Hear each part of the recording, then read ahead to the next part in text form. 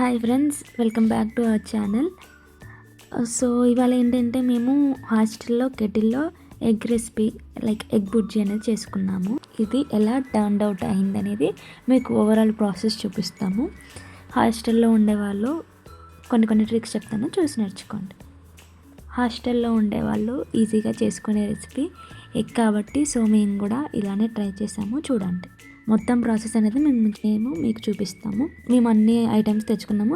మా దగ్గర eggs already ఉన్నాయి కాబట్టి బయట నుంచి కొన్ని థింగ్స్ లైక్ కొత్తిమీర, ధనియాల పౌడర్, ఆనియన్స్, వెల్లుల్లి, పసుపు, కరివేపాకు తెంపుకొచ్చుకున్నాము. అక్కడ మా హాస్టల్ మెస్ ముందుంటే తెంపుకొచ్చుకున్నాము. ఇంకా అల్లం, కారం, ఫైనల్గా ఎండుమిర్చి, లెమన్. ఇవైతే ఆదివారం రోజు పెడతారుగా వీధులలో, అంతే ఉన్నాయి. ప్రిపరేషన్ అనేది స్టార్ట్ చేసాము. ఫస్ట్ ఏంటంటే అల్లం వెల్లుల్లి పేస్ట్ అనేది దంచుకున్నాము. చిన్నగా స్లైసెస్గా కట్ చేసి దాన్ని గ్లాస్ తోటి దంచుకున్నాము. సో మెత్తగా అయిపోయింది అల్లం వెల్లుల్లి పేస్ట్. నెక్స్ట్ ఆనియన్స్ అనేవి కట్ చేసుకున్నాము. ఇంకా ప్రిపరేషన్ అనేది స్టార్ట్ చేస్తున్నాము. సో ఈ కెటిల్లో చేయడానికి ఏంటంటే ముందే స్విచ్ ఆన్ చేయకుండా ఆయిల్ అనేది వేసేసుకొని, మా దగ్గర ఏంటంటే కొంచెమే ఆయిల్ ఉంది. సో మా దగ్గర ఆయిల్ ప్యాకెట్ అనేది లేదు. So next time oil packet తెచ్చుకుంటాము. ఇప్పుడు కొంచెం ఆయిల్ తోటి సరిపెట్టుకున్నాము. ఇంకొంచెం డాల్డా ప్యాకెట్ ఉంటుంది కదా, అది వేసుకున్నాము. ఏమి చేయి భలే కనబడుతుంది ఇందులో. మాకు అలవాటే ఎక్కడ అది కొంచెం ఇది కొంచెం వేసుకొని చేసుకున్నాము. ఇది ఫస్ట్లో మనం స్విచ్ ఆన్ చేయకూడదు, హీట్లో ఉంచకూడదు. హీట్లో ఉంచితే ఇది ఏంటంటే ఆనియన్స్ వేయగానే మాడిపోతుంది, ఓవర్ హీట్ అయిపోయి ఊకే స్టక్ అయిపోతూ ఉంటుంది. సో అలా కాకుండా ముందే ఆయిల్ వేసి ఆనియన్స్ వేయాలి. సో మేము అలానే చేసాము. స్విచ్ ఆన్ చేయలేదు. ఇప్పుడు ఇది వేసి కొంచెం స్ప్రెడ్ చేసేసి ఇప్పుడు స్విచ్ ఆన్ చేసుకున్నాము. ఇది ఎలా అవుతుందో మాకు ఇంకా అర్థం అవుతలేదు, ఏదో భయంగానే చేస్తున్నాము. So let's see what will happen. Kettle ఏంటంటే వెంటనే హీట్ అయిపోద్ది, చాలా టెంపరేచర్ అనేది వస్తుంది మనకి. సో అది మాడుకోకుండా కలుపుతూనే ఉండాలి. నేను అంతగానంగా కలుపుతున్నా కూడా అది కొంచెం మాడుతూనే ఉంది. సాల్ట్ వేస్తే తొందరగా ఉడుకుతుంది, ఇంకా కొన్ని వాటర్ కూడా వస్తాయి కాబట్టి సాల్ట్ వేసేసాం. కొంచెం కొత్తిమీర కూడా వేసుకున్నాము. కొంచెం ఆనియన్స్ ఉడికినాయి, సో అందుకే పసుపు కూడా వేసేసాం. కొద్దిసేపు అలానే ఉంచాము. అలానే ఉంచినాక ఆయిల్ మొత్తం కొంచెం పైకి వచ్చి సైడ్కి వస్తుంది.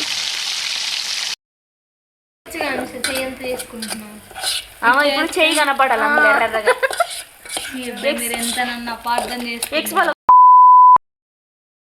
అల్లం పేస్ట్ గైస్ ఫ్రెష్గా ఎగ్స్ వేస్తున్నాము. ఇప్పుడు ఏంటంటే ఇప్పుడు స్విచ్ ఆఫ్ చేసాము, మళ్ళీ కెటిల్ స్విచ్ ఆఫ్ చేసాము. ఎందుకంటే అది మళ్ళీ హీట్ అయిపోతే అది ఎగ్స్ అనేది మాడిపోతుంది కాబట్టి మేము అది స్విచ్ ఆఫ్ చేసాము.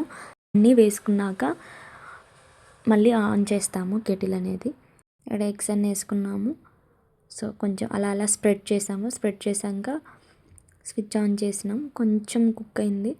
ఇంకా అది మిక్స్ అడుగంటుతుందని ఊకే కలుపుతూనే ఉన్నాము. ఎట్లాగో మనం చేసుకునేది బుర్జీ కాబట్టి చిన్న పీసెసే ఉండాలి కాబట్టి కలిపాము. షాప్లో తెచ్చుకున్న కారం కాబట్టి కారం తక్కువగానే ఉంది కాబట్టి మేము చాలానే వేసుకున్నాము. ఒక ప్యాకెట్ మొత్తం వేసుకున్నాము.